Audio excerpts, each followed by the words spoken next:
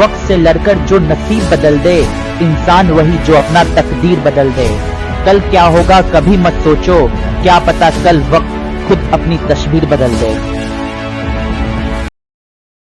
नमस्कार दोस्तों, मेरा नाम है प्रभात रंजन और स्वागत है आपका intellectual quality and learning platform के ऊपर। आज हम लोग फिर से एक बार लेके आ गए हैं बीपीएससी टारगेट 70 के लिए 68 का प्रीवियस ईयर पेपर का एक्सप्लेनेशन, जो कि बीपीएससी 68 का सेट बी से है। और आज हम लोग इस पेपर का एनालिसिस करेंगे। हम लोग साइंस का जो टोटल 30 क्वेश्चन इसमें आता है, 20 तक हम लोग कर चुके थे और 10 क्वेश्चन आज हम लोग फिर करेंगे। तो शुरू करते हैं। शुरू करने से पहले हम लोग एक कोट देखते हैं। ये कोट है स्वामी विवेकानंद का, उठो जागो और तब तक रुको नहीं जब तक तुम अपना लक्ष्य प्राप्त नहीं कर लेते।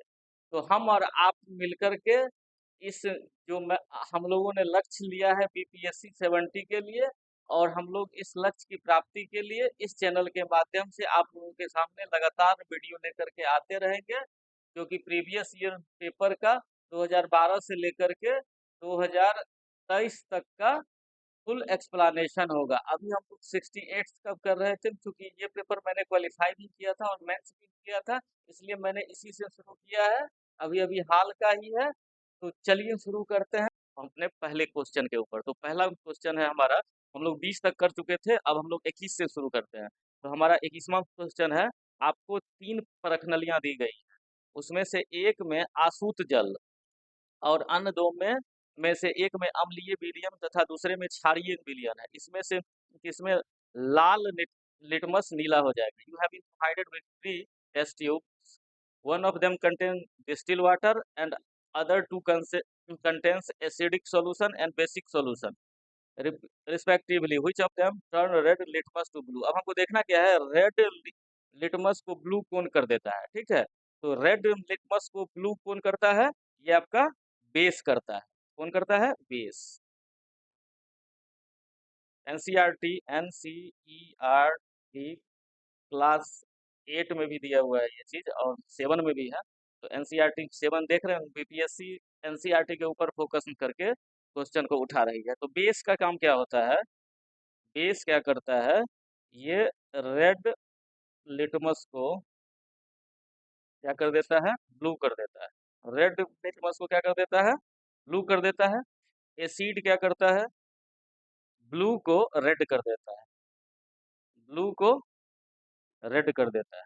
ठीक है, और ये हमारा डिस्टिल वाटर जो है, डिस्टिल वाटर क्या करता है? ये no colour change, no no colour change करता है। ठीक है, चलते हैं हम लोग नेक्स्ट क्वेश्चन के ऊपर। एसिटिक अम्ल में गंध किसके समान होती है? सॉरी, एसिटिक अम्ल में गंध किसके समान होती है? The order of the acetic acid resembles that of, इसका आंसर क्या हो जाएगा? सिरका, विनेगार। ठीक है, इसका क्या हो जाएगा? विनेगार। अब हम लोग order of the acetic acid देखते हैं। तो एसिटिक एसिड जो होता है,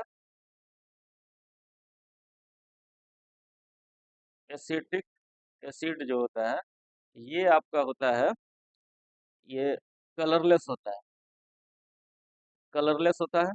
ठीक है, sharp, pungent, smell and sour taste. ठीक है, तीसरा इसमें क्या होता है? इसका जो रेंज होता है, ये होता है आपका विनेगार में, वो 4 to 8% होता है। विनेगार में रेंज कितना होता है इसका? 4 to 8%। ठीक है, इतना हम लोग देख चुके हैं। इसके बाद अगर हम टमाटर की बात करते हैं, टोमेटो की, टोमेटो की अगर बात हम करेंगे, तो ये आपका स्वीट होता है। ठीक है, फ्रूटी एरोमा होता है, फ्रूटी फ्रूटी एरोमा। उसके बाद फूड इंडस्ट्री में यूज होता है इसका।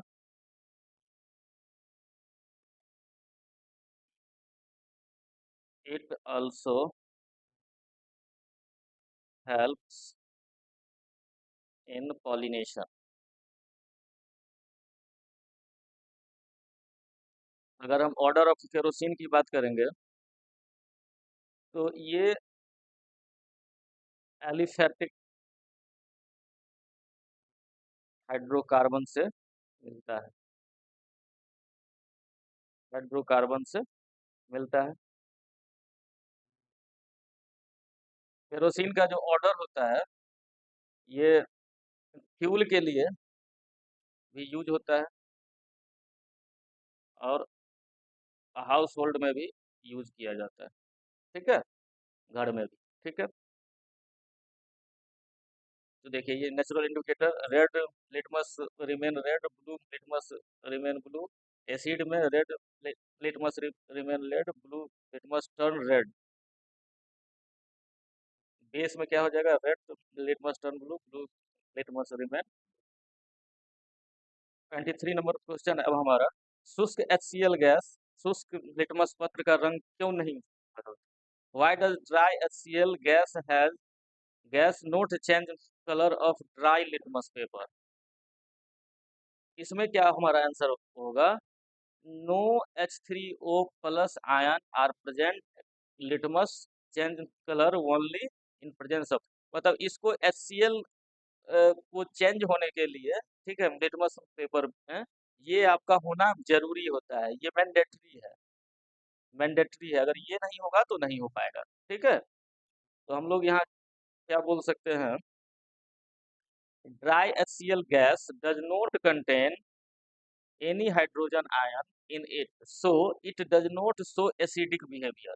Dry HCl gas does not change the color of dry litmus paper as it has no hydrogen ion in it।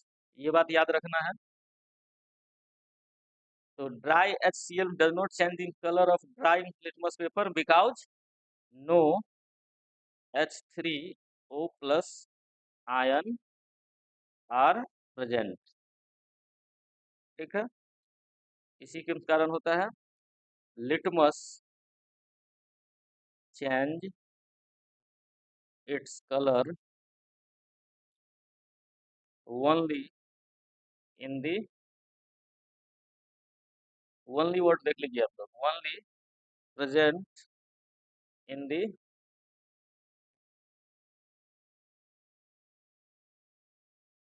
presence of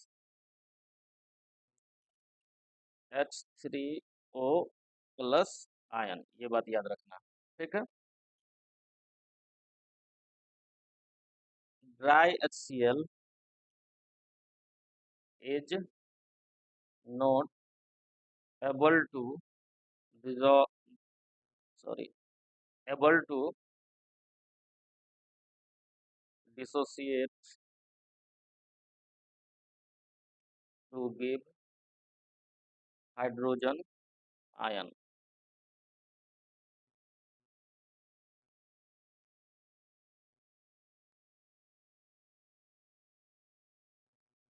There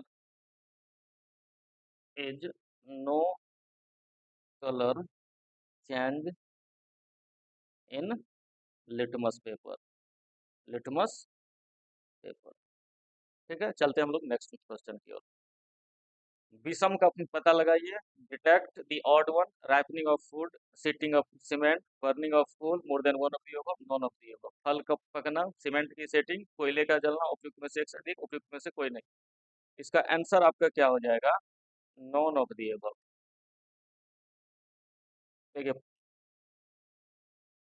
cement का setting जो होता है, ये क्या होता है, एक बार अगर सीमेंट सेट हो गया तो फिर क्या हम सीमेंट के सेटिंग हो जाने के बाद क्या हम फिर उसको, सीमेंट जब सेटिंग हो जाता है तो ये फिर क्या हो जाता है, हार्ड हो जाता है। जब हम इसको ब्रेक करेंगे तो क्या ये फिर टूट करके हमको सीमेंट देगा, नहीं दे पाएगा। तो ये क्या करता है, पार्टिकल को बाइंड कर लेता है, ठीक है, बाइंड करके और उसको हार्ड बना लेता है, ठीक है। और ये रिएक्ट रिएक्ट करता है, रिएक्ट करके फिर हार्ड बना लेता है बाइंडिंग के द्वारा, ठीक है। तो ये स्लोली एक तरह से केमिकली चेंज हो रहा है, ठीक है।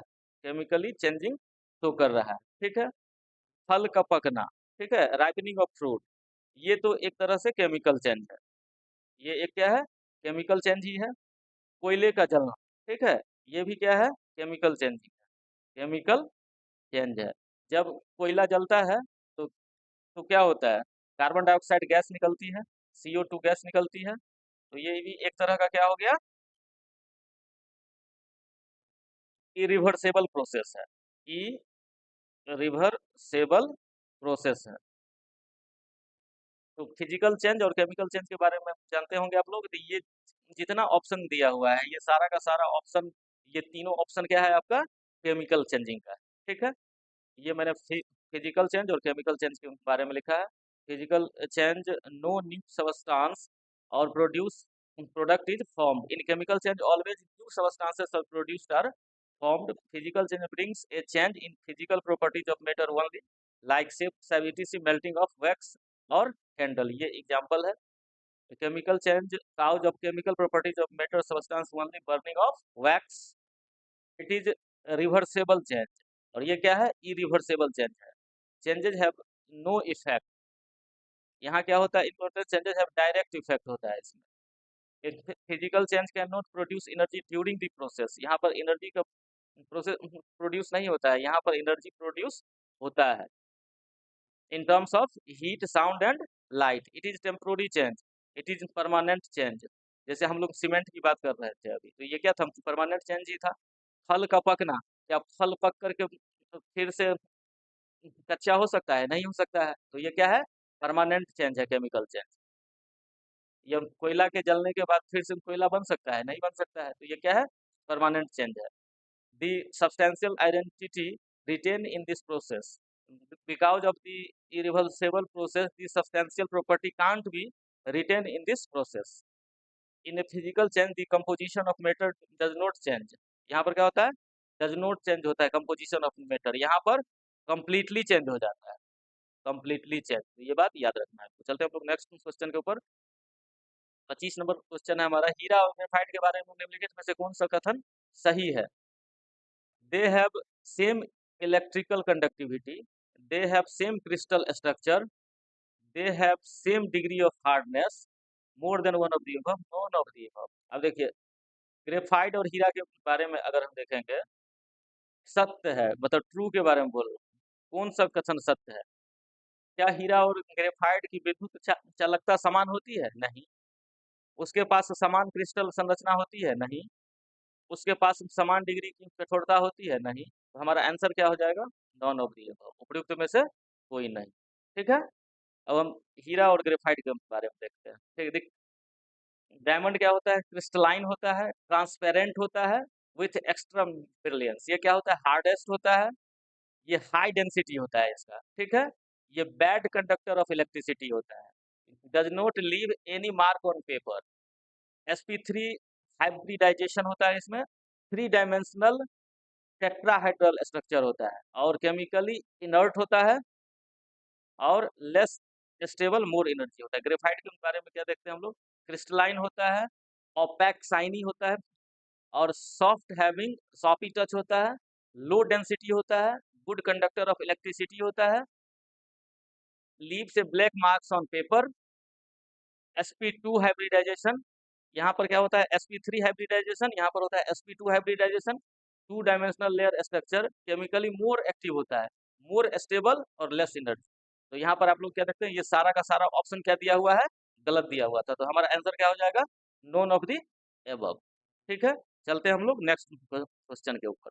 अगला हमारा 26 नंबर क्या है, किसमें परिवर्तन के कारण रंग खुलते या बंद होते हैं। दी स्टोमेटा ओपन और close due to the change in the, again NCERT से लिया गया क्वेश्चन है। ठीक है, तो ये हमारा आंसर क्या हो जाएगा, amount of water in cell. इसका आंसर क्या हो जाएगा, amount of water in cell. कोशिकाओं में पानी की मात्रा के कारण, परिवर्तन के कारण ये जो स्टोमेटा क्या होता है, ओपन या फिर क्लोज होता है। ठीक है, ये देखिए, स्टोमेटा ओपन हो रहा है, ये क्लोज हो रहा है, दोनों का मैंने पिक्चर लगाया है। ये इसको बोलते हैं एपिडर्मल सेल, इसको बोलते हैं क्लोरोप्लास्ट। ये आपका हो गया आउटर थिन वॉल, ये हो गया वैक्यूल, ये हो गया आपका ग्राउंड सेल, ये यही है स्टोमेटापोर। यहीं पर वाटर क्या होता है, जमा रहता है। ये आपका न्यूक्लियस हो गया, ये भी यहाँ पर आप देख सकते हैं क्लोज होने के बाद। तो ये किसके कारण होता है, amount of water in cell. ठीक है, अब हम लोग ये देखते हैं एस्टोमेटा जो ओपन या फिर क्लोजर जो होता है, इस प्रोसेस में क्या होता है, इस प्रोसेस में रेगुलेट होता है क्या चीज, gas exchange, gas gas exchange and water balance, water balance, gas exchange और वाटर बैलेंस को रेगुलेट किया जाता है किसमें, इन प्लांट्स, इन प्लांट्स। ये जो आपका प्रोसेस है, ये कंट्रोल किया जाता है किसके द्वारा, two main two main cells, इसको हम लोग क्या बोलते हैं, guard cells, guard cell.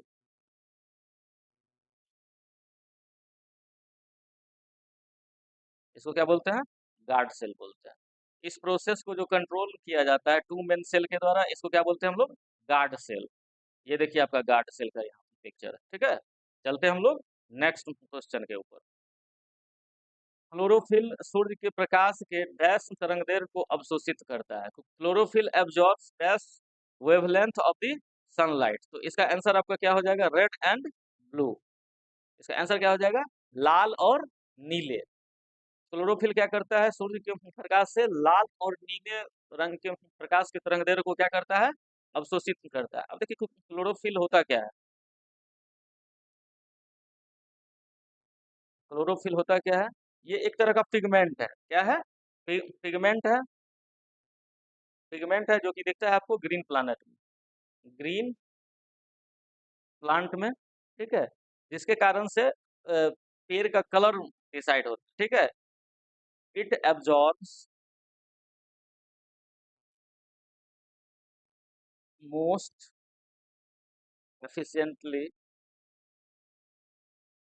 efficiently in the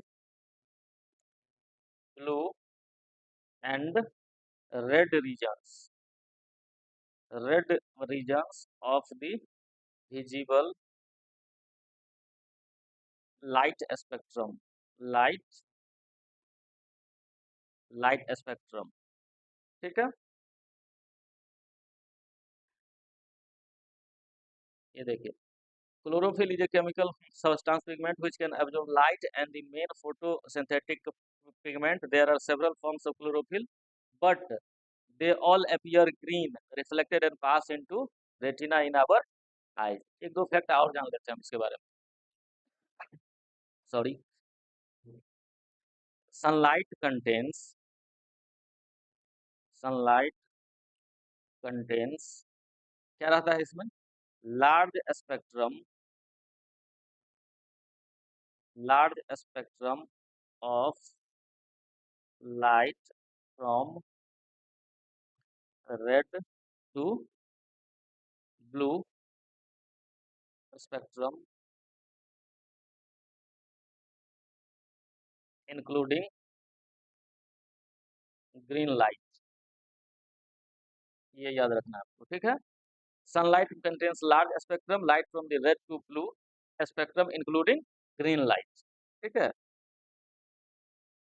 चलते हैं हम लोग नेक्स्ट क्वेश्चन के ऊपर। 28 नंबर है, निम्नलिखित में से कौन सा मेल सही नहीं है, which of the following is not in correct match. तो इसका आंसर आपका क्या क्या हो जाएगा, thick hard steam with branching near base tree. यही बात सही नहीं है हमारा। ठीक है, आधार के पास शाखाओं के साथ मोटा कठोर तना पेड़ पेड़ होता है, ये बात तो होता ही नहीं है। बाद बाकी सब बात तो सही है। Petioles attach leaf to stem, weak stem which can not stand upright, creeper, सही बात है ये। लेकिन कौन सा सही नहीं है, ये वाला आधार के पास शाखाओं के साथ मोटा कठोर तना पेड़, ये नहीं होता है, ठीक है। ये देखिए आपका, ये आपका पेट्योल्स होता है, ठीक है। ये स्टिपुले होता है, ये आपका एक्सिलरी बर्ड होता है, ये लीफ ऑफ द बेस होता है।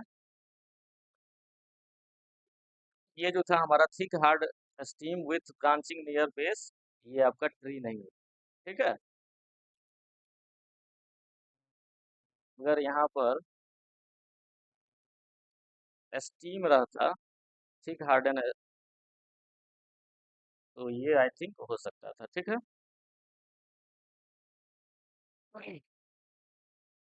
चलते हम लोग नेक्स्ट क्वेश्चन के ऊपर, 29 के ऊपर। सक्शन पुल के कारण पेड़ों में पानी बहुत अधिक ऊंचाई तक पहुंच जाता है, जिसका कारण water reaches great height in tree because of suction pull by cause by, ये किसके कारण होता है? ट्रांसपायरेशन के। अगेन एनसीईआरटी, एनसीईआरटी पढ़ना बहुत जरूरी है, ठीक है।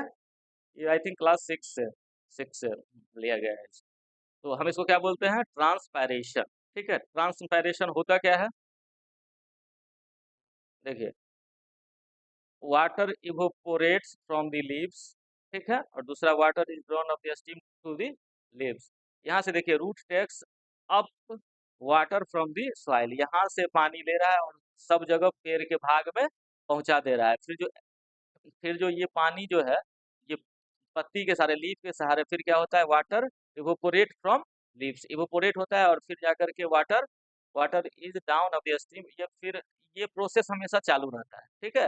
ये प्रोसेस जो है हमेशा चालू रहता है, ठीक है, यही है। अब देखिए, ये हमारा इवोपोरेशन क्या होता है, वाष्पीकरण क्या होता है, ठीक है।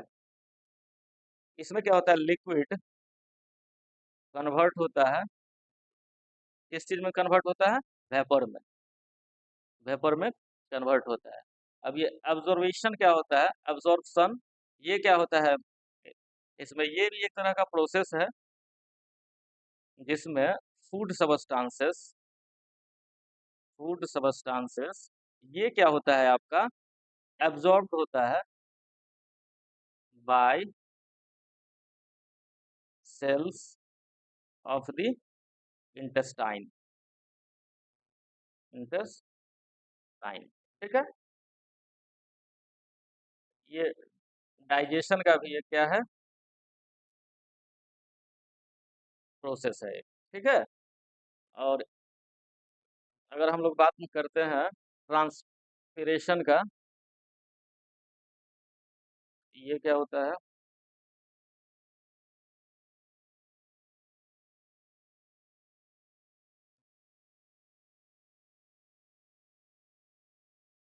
कि हम लोग प्लांट्स के बारे में जान रहे हैं, ठीक है। प्लांट्स आर, ये क्या है? इमूवेबल है, कहीं चल फिर नहीं सकता है, ठीक है। इसमें क्या होता है? भस्कुलर टिश्यू होता है, भस्कुलर टिश्यू होता है, जिससे ये क्या करता है? Movement movement of water and sucrose, ठीक है। ये करवाता है किसके थ्रू? भस्कुलर टिश्यू के द्वारा, रूट से लेकर के, जैसा अभी हम पिक्चर में दिखाए थे, ठीक है। तो ये करवाता है। प्लांट क्या करता है? वाटर को एब्जॉर्ब करता है, कहाँ से? रूट से, और फिर जाकर के ये सप्लाई करता है हर एक पार्ट्स में। तो अगर हम इसका ट्रांसपैरेशन की अगर हम डिफिनीशन की बात करेंगे तो क्या होगा? Transpiration is the removal of water from plants such as leaves, ठीक है। ये आपका, चलते हैं हम लोग नेक्स्ट क्वेश्चन के ऊपर। और ये हमारा अंतिम क्वेश्चन है, 30 नंबर साइंस का। निम्नलिखित में से कौन सा क्लोरोप्लास्ट का एक लक्षण है जो उसे स्व प्रतिकृति के योग्य बनाता है? Which among the following is a character of chloroplast which makes them qualify to self replication? अब सेल्फ रेप्लिकेशन के लिए क्या क्या चीज जरूरी होता है? Presence of both DNA RNA, presence of DNA only, absence of RNA more than one of the above, none of the above. तो इसका आंसर क्या हो जाएगा? Presence of both DNA and RNA, ये दोनों चीज जरूरी होता है सेल्फ रेप्लिकेशन के लिए। ठीक है। अब क्लोरोप्लास्ट के बारे में तो पहले भी हम चर्चा कर चुके हैं। ये क्या होता है? ग्रीन कलर देता है, ग्रीन कलर देता है। ठीक है। और क्लोरोप्लास्ट जो होता है ये क्या होता है? डबल मेम्ब्रेन का होता है।